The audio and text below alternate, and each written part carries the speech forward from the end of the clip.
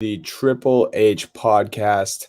Happy Hour Hoops, your one stop shop for enjoying a cold beverage, listening to our ice cold basketball takes.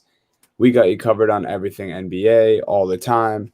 Jake and Dunny here, as always, here to break down some interesting hoops stories. And Jake, we kind of have a lot of drama over the last few days. We got a lot of big Celtics things to get into. hmm A few hiccups in the road, maybe the end of the road for the Los Angeles Lakers, and Dame Lillard's an animal, and and we have a bit of a Joel Embiid injury. So lots to get into. Jake, how you feeling? What do you want to start with today? Well, Dunny, I think we would be doing a disservice to us as the start of this podcast if we didn't talk about the Boston Celtics and just the madness that, listen, we talked about, here's the thing. We talked about what are they going to do in the future? Like, are they going to reshape this? Like, what is the future of this thing? I think we've talked a little bit about Danny Ainge in the past, and then I think we pretty much decided, like, nothing was going to happen, right? Like, that it was pretty much just going to be, you know, they had a lot of things to point to that went wrong this year besides anything. But yeah, the news today, Danny Ainge stepping down. And now, hold on. Do you think he stepped down? I want your honest, the Boston opinion and what's going on in the city. Like, is it a step down or was he like asked to step down?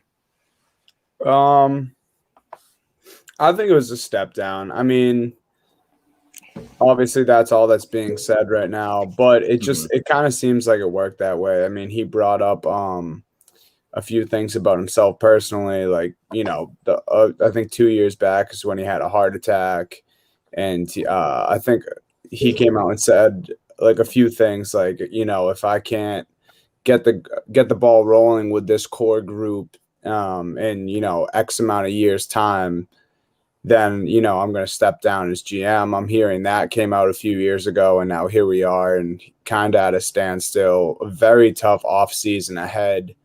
So it could have been Celtics ownership wanting him out, and a combination of him wanting to step down. Kind of just moving on for Danny Ainge. But I don't know. I don't think he was really squeezed out, and they're lying about it. I'd say, it's probably as close to stepping down as we can get. Yeah, I had the thought in my head earlier in the day, but it seems more and more that it was like you just kind of said, like a mutual thing. Like Danny was ready. Obviously, I think it's remiss not to bring up the comments that you mentioned last week, and just showing the potential of that he just wasn't in touch with these guys on this roster anymore. And I think that the passive aggressive kind of back and forth with Marcus Smart there, kind of the heart and soul of this team, like that kind of just, it was very telling of the relationship that like Danny kind of had to this team.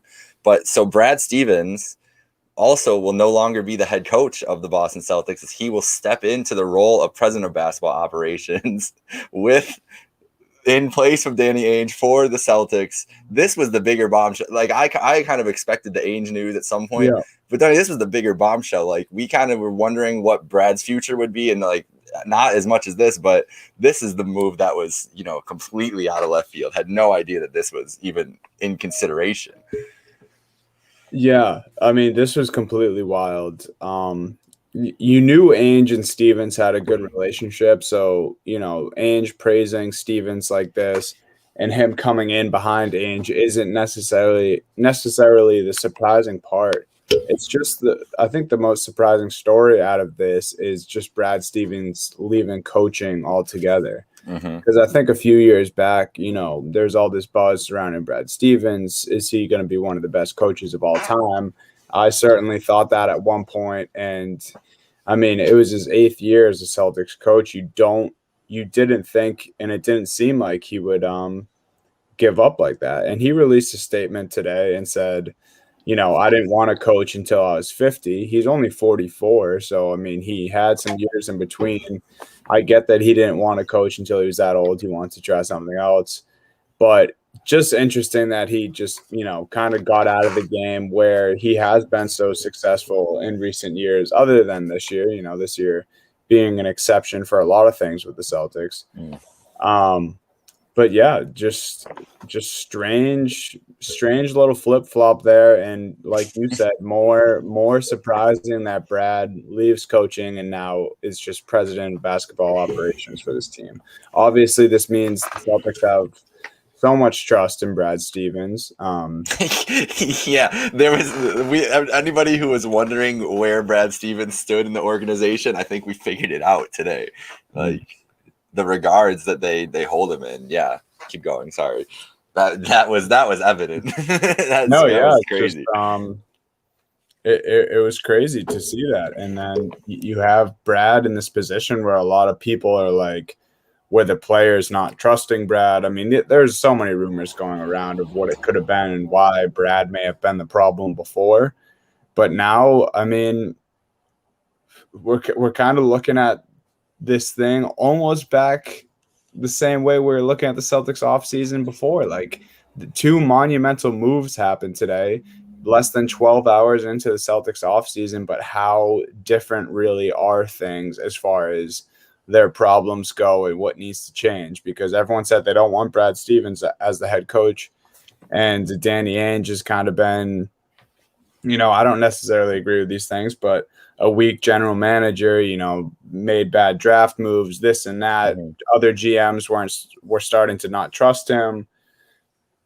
So fine, but now you have Brad Stevens still in the organization. So if it was a player and Brad Stevens issue, like, I don't know if that's been solved.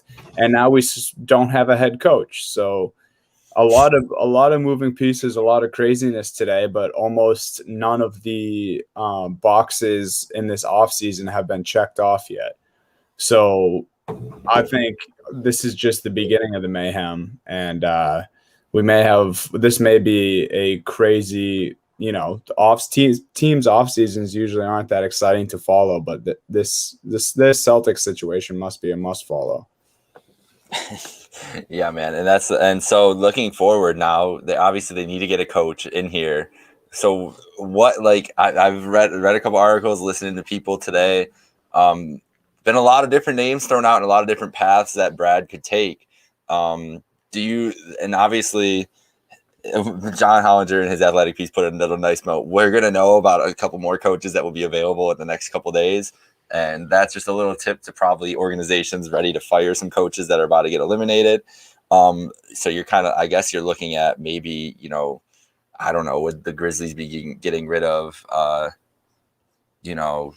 Taylor Jenkins? Like, is that a name that could be done?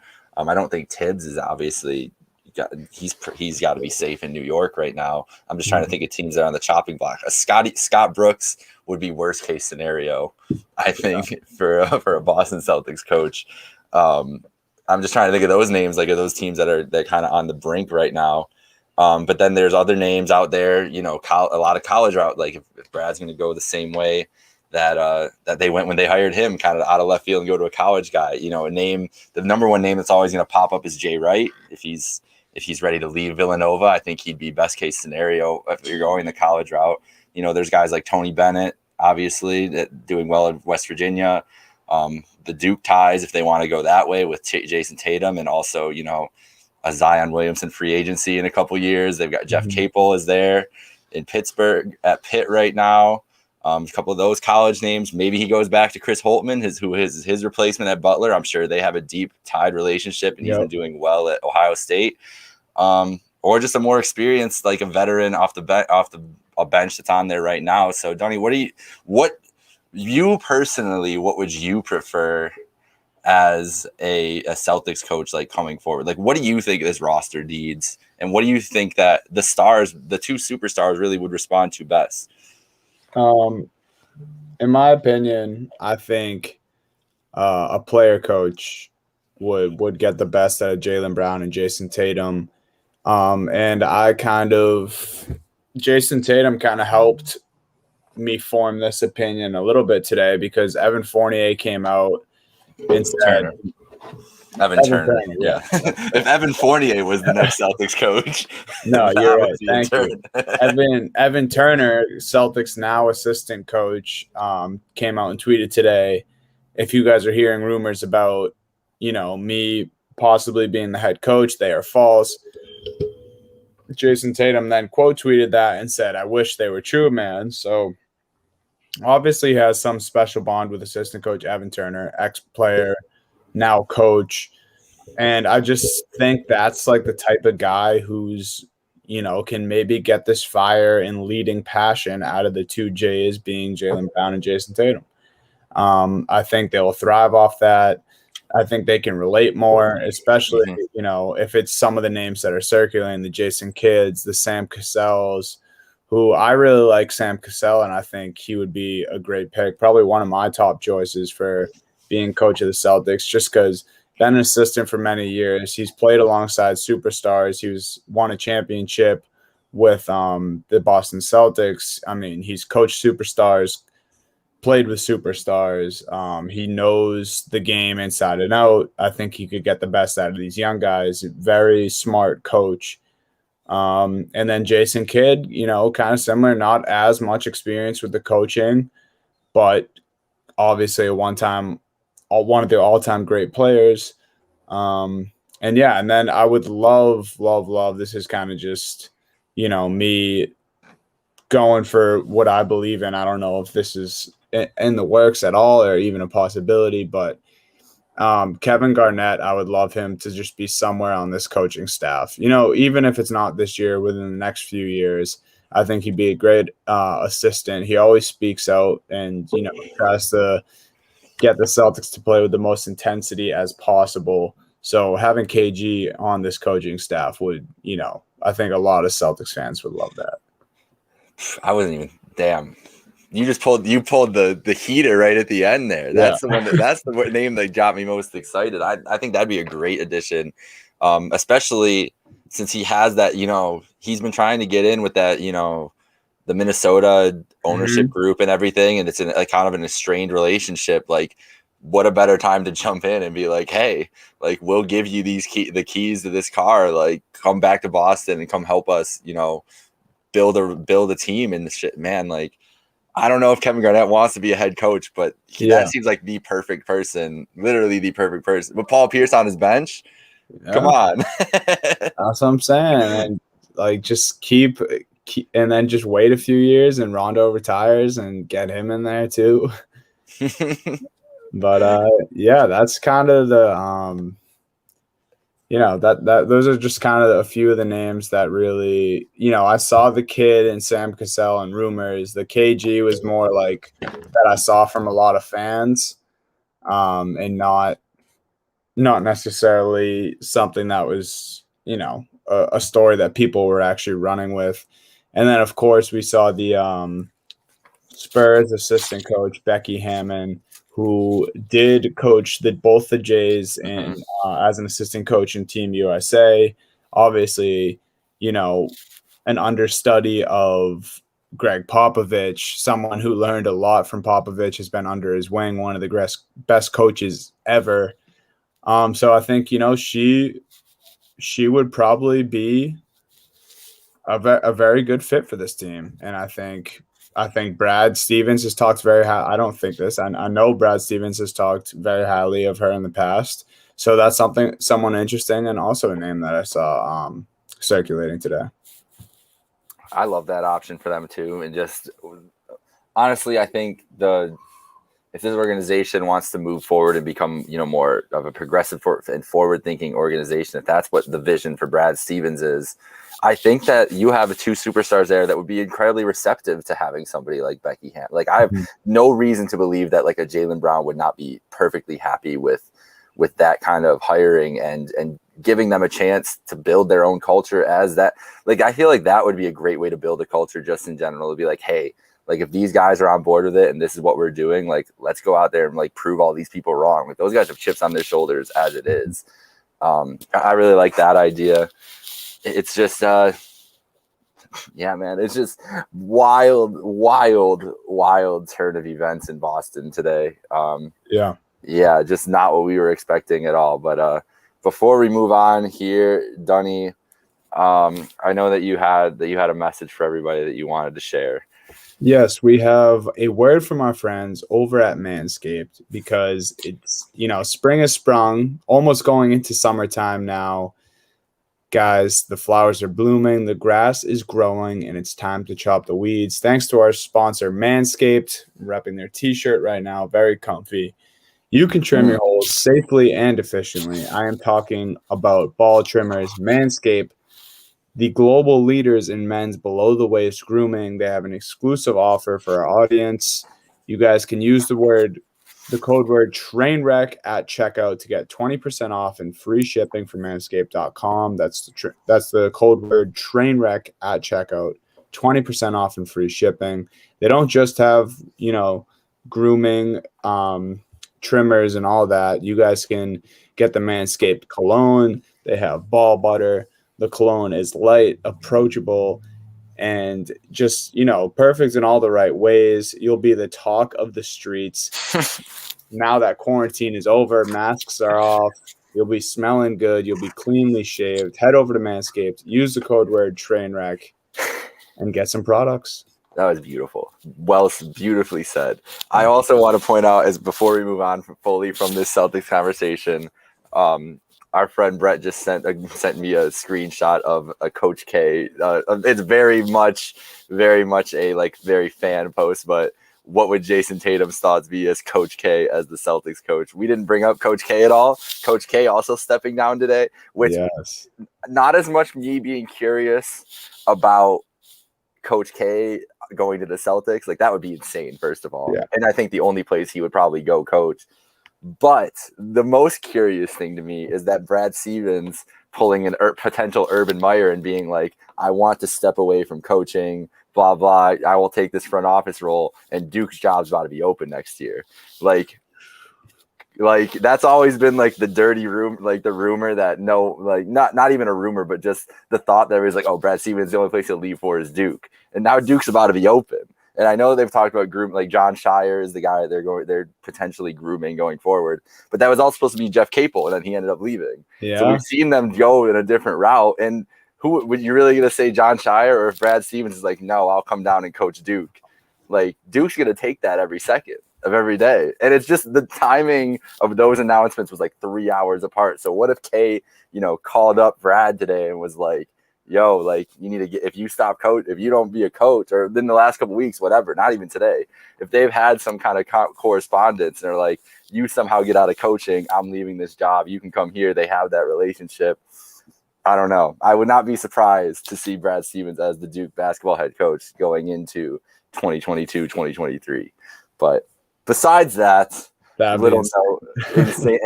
insanity, if that turns out, last night's games we want to get into, and going forward, as you'll be listening to this tomorrow, tonight's game 6 we've got the Lakers down 3-2 to the Phoenix Suns, and the Portland Trailblazers down 3-2 to the Denver Nuggets. Lakers last night, Dunny, we sat here on this preview, and I was like, fuck it, it's going to be a LeBron turn it back game. I also mentioned that Bill Simmons said he's like, and other people were like, oh, maybe he'll just take it easy this game, see what his teammates have, and if they don't have it, they don't have it.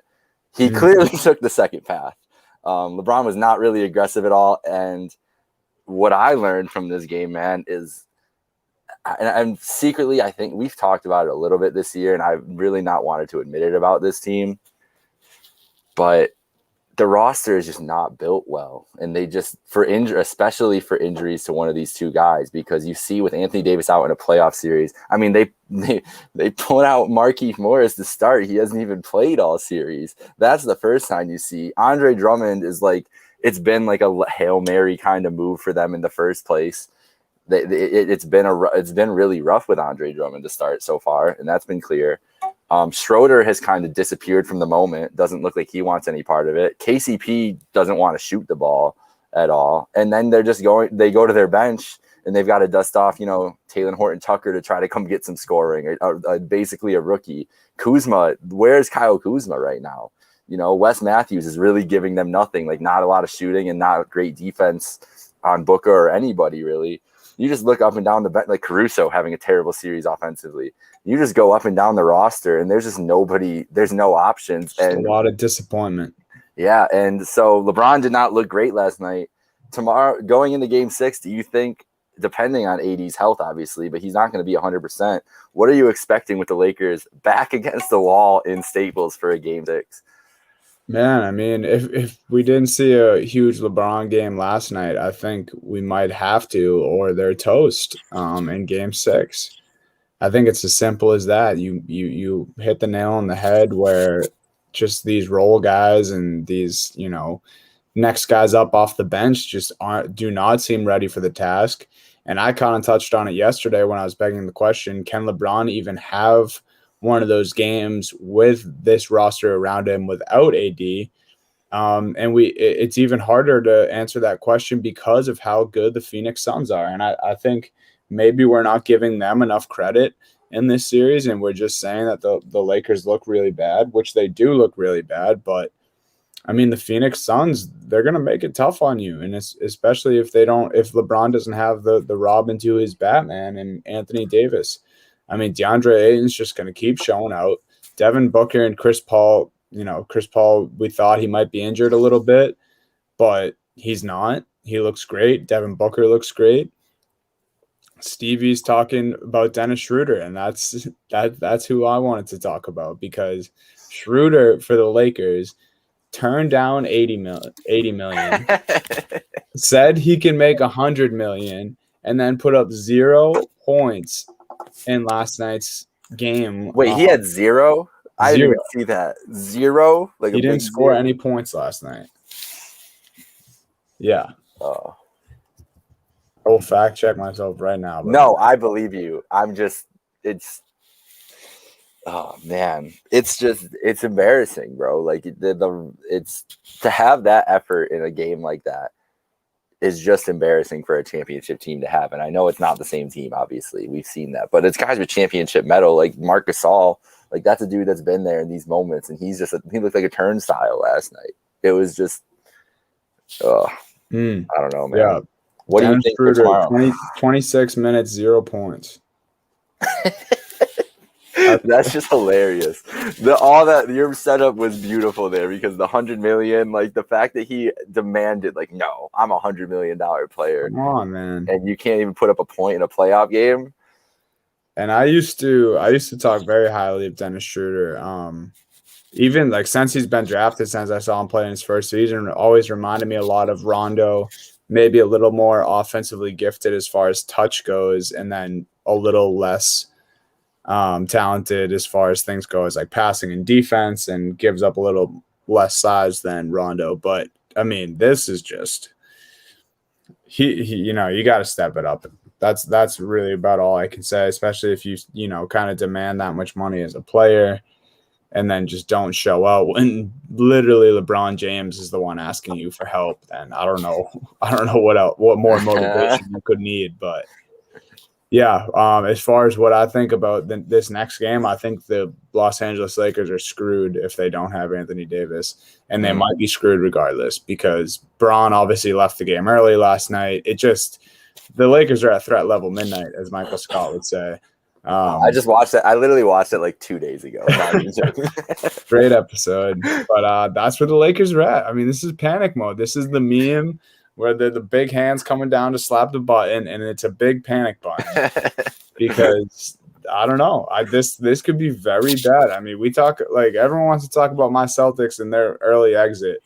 If the Lakers lose this series and they have AD and Braun in game 6, then hey man, I think a lot of the heat should be directed at them. I said this earlier before we move on to the next game. I was talking to one of my friends earlier, and I was like, it felt like we're growing, we're in our early 20s, we're going through all these life changes and everything. It felt like a watershed moment in my life, because for the last 15 years of my life, I've tuned into big LeBron matchups, 2-2, 3-2, whatever, and it's just been a show, just a spectacle half the time, right? And so I'm sitting there, I'm hyped up. I was waiting all night, got tuned in nice and cozy in my recliner, turned this game on, and just watched that utter shit show. And I'm like, life is changing all around me, bro. I can't even count on LeBron James in a big game. It was just, I've never seen anything like that. And it just, I don't, even with AD and LeBron, Chris Paul played great at the start of that game and then re-injured his shoulder again. So we'll see what his health looks like tomorrow night again, because he looked like he was in a lot of pain there. But the Suns team can beat them in Staples. There's no doubt in my mind. No, even if LeBron and AD are hurt, they're not healthy. No matter what, like LeBron's clearly not healthy, and AD, even if he plays Thursday, is not going to be healthy. No. Groin. LeBron was out a whole 4 months. Like obviously they let him sit, but a couple years ago he was out 4 months with a groin strain, and AD's going to come back in 3 days and play in this series and be effective. It's just hard. It's hard to believe but we've hyped up the Suns all year, and this is as much about the Suns as anything else, because the Suns came out last night and we're like, nah, we're not losing this opportunity. We're going to stomp these guys while they're down, and they did that. These injuries are kind of concerning for Anthony Davis too. I mean, something that we've seen here and there in his career. Street clothes. Yeah, I was literally just going to say that. Charles Barkley last night he calls Anthony Davis Anthony Street Clothes Davis. They ask him why on the broadcast. He said because he's always in street clothes. And obviously, it's never funny to laugh at someone who's injured all the time. But Charles is just too much, man. I'll always throw out a good Charles Barkley quote if I have one, and that was definitely the one of the week so far for me. That was beautiful. But it's true. I think a lot of those guys who played in Charles's era kind of have a past to talk, especially speak on things like that, because the modern day era, obviously they do sit out more, and it's for a reason. So players' careers last longer and they can treat these injuries.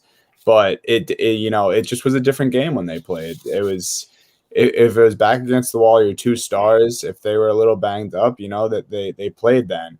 Game's different now, but I think that's just what Charles is alluding to, and it's also that's just Charles being Charles, man. It is just Charles being Charles, especially against the big men like him and Shaq. Exactly. Any shots? High expectations.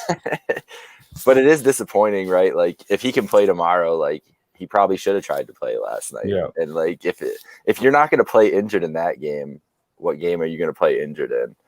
It's just that's basically now they're literally a loss away, and I'm sure that they are both confident that they are going to be fine going in tomorrow, and that's why they would have done that. Those two are the two. They have every reason to be confident, but we'll see what happens. All right, let's get to Dame time here before we make our picks and get out of here. Dunny, I'm assuming you were probably asleep for most of this last night and got to wake up to the chaos. I was sitting there, ready. I was in my chair, like I said, in my chair watching this Laker game, ready to go to bed on my second TV, not really paying attention. It was 2 minutes left in the Nuggets Portland, and obviously it was close. I was like, all right, I'll just tune into this fully. And it was a treat. I mean, we got the treat of a lifetime. Damian Lillard just went berserk, especially in overtime, went on an 11-1 run himself at the end of the first and into the second overtime. They were down by 8 with 40 seconds left, literally 40 seconds. Denver misses a shot, misses a free throw, hits one, and Dame just hits 3 back-to-back threes. Insane. But at the end of regulation, a Carmelo Anthony turnover and then a CJ McCollum turnover doomed the Blazers on their last little bit gas. And we can't let down. This is for Meerkat. We can't not mention Nikola Jokic's line, 38, 11, and 9, 4 blocks. It made some of the most amazing passes I've ever seen in a playoff game in those overtimes. The corner pass he hit to Michael Porter Jr. You just see him toss it, and there's 4 Blazers in the lane, swinging their hands just crazily, and they can't even touch it, and it just lands perfectly in his pocket. So yeah, we're going to Portland, Game 6 tomorrow night. What are you expecting out of this? Do you think Portland forces a Game 7? I feel like this series is kind of destined for 7 the way it's been going. Yeah, this I feel like a lost series in the first round. I feel like too many people don't tune in. It's a lot of that due to just the West Coast starts and late night for half the country. But yeah, I mean this could easily go 7 games, because at the beginning of the series it seems like we were saying Dame's crazy games aren't enough, and Meerkat came on here and he was kind of saying the same thing. But then you look down, and even though the Blazers lost last night, it's still a 3-2 series. It's win or go home for them now. But when else do you trust Dame Lillard to have a night other than a winner go home. I mean, you can expect, I think, maybe not 55 because I don't know if it's going to be another double overtime game, but you can expect Dame to keep playing this way, and you can expect him to get on his teammates for not making those mistakes at the end of the game.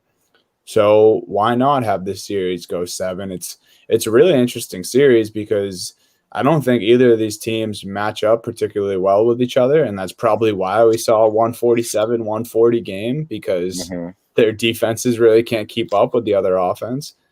But yeah, I think this is two teams that I didn't really want to see them face each other in the first round because I would love to see both these teams move on. But damn, I mean, the Nuggets, we kind of got on them for their secondary guys for not stepping up the other night. They did so last night. He had 26 points, 12 rebounds from Michael Porter Jr., 14 points, 10 rebounds from Aaron Gordon. Austin Rivers had another good game with 18. Monte Morris with 28. So, this is definitely a series I could see going 7. And I don't know, Dame, he's got to be gassed and he's got to be pissed at teammates because he does need some help. And I don't know, this series, especially if it ends next game and the Blazers are bounced, you got to wonder about Dame's future in Portland, or if the organization starts blowing up the team to put some real heavy hitters around Dame, and so he can finally make a run here with his team that he's been on since his rookie year. Yeah, or Dame just demands a trade to New York and we get all the full chaos. Yeah. I mean, I don't think he's ever going to do that. And I think that it is a sign that it's going to be interesting to see how these series plays out for both these teams. Because going forward, obviously Denver at least has the Jamal injury to kind of hang off of, but Portland, everybody expected more out of Portland this year. And if they go down in the first round to a team they lost to already in a series, it's just going to be it's going to be an interesting offseason. And to just see that Dame effort wasted last night is just, it's got to be a heartbreaker for Portland fans and just the organization in general. Like, it was incredible. And the fact that it's happening in a loss, like, it just stings for them. So the thing that I'm going to take here before we go with our picks here and wrap up quick, the Suns have got to be licking their chops. Like, the Suns, and we've been hyping up the Suns all year. I've got a nice little wager on the Suns from before the playoffs to win the title. And right now it's kind of lining up as long as Chris Paul is healthy. They've got a beaten down Lakers team. They've got 2 chances to win that series. Like, no reason they should not win this series at this point. It's still LeBron, obviously, whatever. No reason they shouldn't win this series. And then they're going to face one of these teams in the second round. Like, the Suns are going to be heavy favorites in every game against either Denver or Portland because the Suns defense is very good. They're going to be able to actually throw and give them issues on the defensive side of the ball. And we know the Suns, look at how deadly they've been offensively. There's no answer on either of these teams for Devin Booker. There's not maybe any team in the league right now. There's no answer for Devin Booker. He's having his playoff moment, and it'll be a nice feather in his cap to have a playoff series win over LeBron James. I mean, that is very much in the realm of possibility. That doesn't happen very often. As I've mentioned many a times, it's been 10 years since we've seen LeBron James not in the NBA Finals when he's in the playoffs. So for him to potentially be going out in the first round is legendary shit from Booker. All right, so we got to wrap up here in a couple minutes.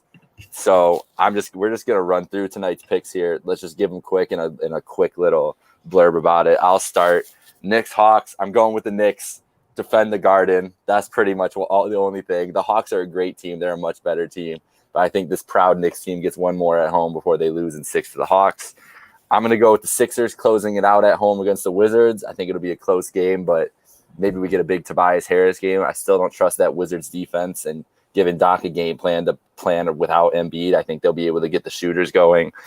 I also have the Jazz closing it out tonight. I think that's honestly going to be a blowout. I think the Jazz have smelled blood the last couple games. We'll get a good job performance, but this Jazz team is clearly better and wants to move forward into this series and get some rest.